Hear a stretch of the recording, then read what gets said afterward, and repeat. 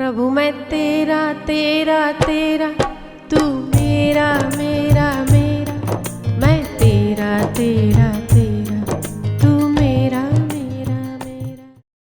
बेचारे बहुत लोग परेशान हैं। अभी वक्त थोड़ा ऐसा चलता है, थोड़ा डिप्रेशन, थोड़ी निराशा, थोड़ी हताशा। आपके आसपास के जो माहौल देखकर स्वाभाविक ही एक व्यक्ति को चित्त में भय पैदा होता है। भय पैदा करने वाला माहौल है। निश्चिंत व्यक्ति बैठा हो तभी भी कोई समाचार सुन के तुरंत उस भयभीत होने लगता है। सुख में, सुविधा में, सम्मान में तो व्यक्ति भगत बना रहे तो कोई बड़ी बात नहीं है। विपत्ति में, विघ्न में, कष्टों में और बाधा में जो लगा रहे वही तो सच्चा भक्त होता है ना। बाकी सुख मिला, आराम है, ऐश है, सुविधा है, उसमें हम भजन कर रहे हैं और हम बहुत भक्त हैं, ये दिखाना बहुत बड़ी बात नहीं है। पर दुख में, विपत्ति में यदि समत्व बना रहे तो आप भक्त हैं, आप अपने हैं। तो अभी माहौल है। मैंने ही कहा था कि सूर्य ग्रहण के बाद बहुत विकट स्थितियां आएगी और सूर्य ग्रहण का पहला ग्रहण मुझ पे ही लग गया। हाँ, पता होगा आपको, आज भी मैसेज चलते हैं, तब से लेके चले जा रहे हैं। पर मेरे जैसा प्रसन्न व्यक्ति संसार में दूसरा नहीं, ये भी हम पक्का कहते हैं।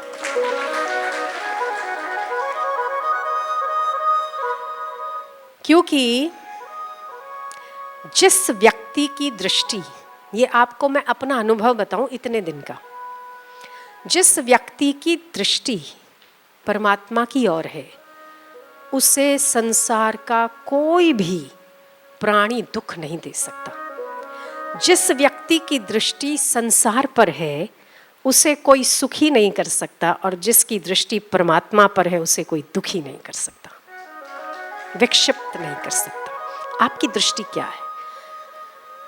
इस जगत में दो ही साधन है, जन्म और दूसरा मृत्यु। यहां टिकना मुश्किल है, यहां रुकना मुश्किल है, चलना जारी है। ठीक है?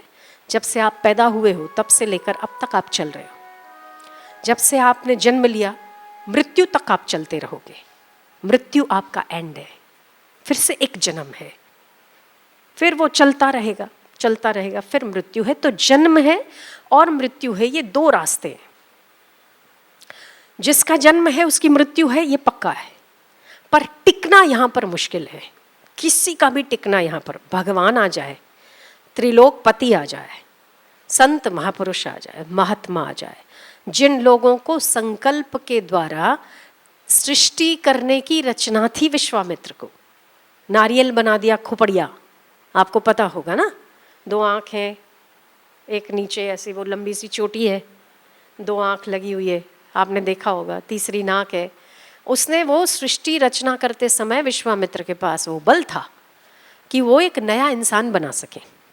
प्याज बना दिया उन्होंने, नारियल बना दिया उन्होंने। तो ऐसे व्यक्ति, ऐसे महापुरुष भी इस जगत में टिके नहीं हैं, जिनको संकल्प करने का सामर्थ्य, संकल्प से सृष्टि बनाने का सामर्थ्य था। ऐसा महापुरुष भी यहाँ टिका नहीं। जो भगवान स्वयं अवतार लेकर धरती का कल्याण करना चाहते, ऐसा भगवान भी यहाँ टिका नहीं। तो यहाँ जाना पक्का है, चलते रहना पक्का है। जन्म और मृत्यु दो ही रास्ते हैं, रुकना यहाँ पर रास्ता नहीं है। ठीक उसी प्रकार नरक या भगवान का धाम, ये दो ही रास्ते हैं। जगत या जगतपति, यहाँ दो ही रास्ते हैं, तीसरा कोई रास्ता नहीं है। यदि आप अपना भला चाहते हैं, यदि आप अपना कल्याण चाहते हैं, तब आपको परमात्मा की ओर झुकाव होना चाहिए, और यदि दुख चाहते हैं तो संसार की ओर झुकाव होना चाहिए। तीसरा रास्ता बना ही नहीं है। जन्म और मृत्यु तीसरा नहीं है, या जन्म है मृत्यु है, बीच का रास्ता कभी भी आप थोड़ा जिंदे रहो, थोड़ा मर जाओ, थोड़ा जीते रहो, थोड़ा मर जाओ, ऐसा रास्ता नहीं है। तो या तो नरक का रास्ता है या भगवान के धाम का रास्ता है। भगवान के धाम की प्राप्ति, इसको हम अपने कल्याण की इच्छा समझ लेते हैं कि जिस व्यक्ति को अपने कल्याण की इच्छा हो उसे 4 बातें, आज सुबह एक बहुत अच्छा शास्त्र पढ़ा, उसमें 4 चीज़ें मुझे बहुत अच्छी लगी जो हम आपसे बताना चाहेंगे कि जिस व्यक्ति को अपने कल्याण की कामना हो उसे 4 चीज़ों पर ध्यान देना चाहिए। पहला, सत्संग।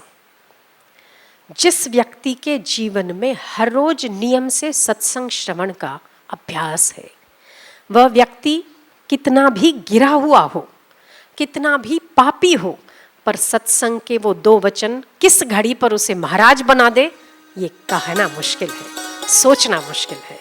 इसीलिए सत्संग का श्रवण प्रत्येक व्यक्ति को अपने 24 घंटे के समय में से वक्त निकालकर सत्संग जरूर श्रवण करना चाहिए। दूसरा है वैराग्य। यदि हम संसार में रहते हैं, हमें बहुत सारी चीज़ें अट्रैक्ट करती है, हमें बहुत सारी चीज़ें अपनी ओर आकर्षित करती है, पर उन सभी की तासीर अंततः दुख देना है। आप जिन चीज़ों से हर्षित होते हैं, आप हमेशा उन चीज़ों से हर्षित नहीं हो सकते। ये बात आपके जहन में, आपके रग रग में फिट होनी चाहिए, तो आप वैराग्य राग के रसिक बने रहोगे। दूसरा बात है वैराग्य। तीसरी बात है परोपकार। हम अपने लिए जीते हैं, इस शरीर को खाना खिलाते हैं, इस शरीर को सजाते संवारते हैं, इस शरीर को कपड़े पहनते हैं, पर उपकार करने में हमें लगता है कि छोड़ो ना, ये हमारा काम नहीं है, दे देगा कोई इसको। हम नहीं देंगे तो बहुत लोग हैं देने वाले। परोपकार में हम 10 कदम पीछे होते हैं, अपने लिए जीने में हम 100 कदम आगे होते हैं। तो अपने जीवन में ये 4 चीज़ें शामिल करनी चाहिए जो अपने कल्याण की इच्छा रखने वाला व्यक्ति हो। सत्संग 15 मिनट सुनो, आधा घंटा सुनो, जितना आपके पास वक्त है, जितना आप दे सकते हो, आराम से सुन के आप बोर हो रहे हैं और इधर उधर देख रहे हैं, ऐसे सत्संग सुनने का कोई फायदा नहीं। 5 मिनट सुन सकते हो, 10 मिनट सुन सकते हो, सुनना जरूर चाहिए। कौन सी बात, कौन सा वाक्य, कौन सा भाव, कौन सी वृत्ति और उस महात्मा का कौन सा प्रसाद आपको मालामाल कर दे,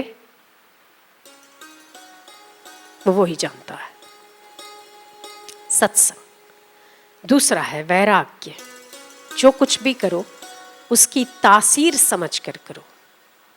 पहले आपके पास बहुत अच्छे अच्छे पल आए होंगे, क्या कभी रुके? नहीं रुके। आने वाले समय में भी आएंगे, क्या रुके? नहीं रुके।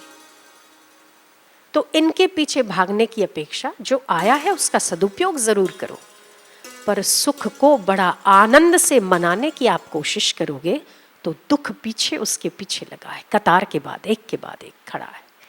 तो दुख में उद्विग्न ना हो और सुख का उपभोग मत करो, दोनों का सदुपयोग करो। तीसरा है परोपकार और चौथा है भगवत भजन। भजन मतलब जप, सत्संग, वैराग्य और परोपकार। परोपकार कर रहे हो सेवा दूसरों के लिए, सत्संग कर रहे हो अपने लिए, भजन कर रहे हो उसकी प्रसन्नता के लिए। बस ये 3 है तो वैराग्य अपने आप आएगा। सत्संग सुना है तो कभी ना कभी वो चीज़ आपके मन में उतरेगी। अगर इन 4 चीज़ों को आपने ध्यान से हर रोज जीवन में शामिल किया है तो मुझे नहीं लगता सारी दुनिया नंगी तलवार लेकर खड़ी हो जाए और देवता सहित आपको कोई दुखी करना चाहे, फिर भी परमात्मा आपके पक्ष में रहेंगे उस पांडव की तरह कि उन कौरवों में से वो पांडव विजेता बनकर निकल आए, विजयी बनकर निकल आए। तो सुख दुख, मान अपमान, सफलता विफलता, जय पराजय, ये हर व्यक्ति के पीछे बहुत साथ साथ चलने वाले हैं। राम जी राम राज्य होते होते वनवास चले जाते हैं। कृष्ण के जीवन में कितनी मुसीबतें आती है।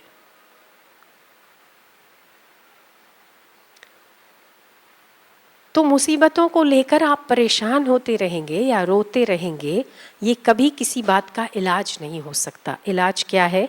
आप अपने सत्कर्म करते जाओ, वो परमात्मा देख रहा है, उसके लिए जियो और उसी के लिए अपना जीवन सफल बनाओ। ये तो कल ऐसे है, कल कैसे हो जाएंगे आपको पता भी नहीं चलेगा। तो समय है, समय का चक्र है, चलता रहेगा।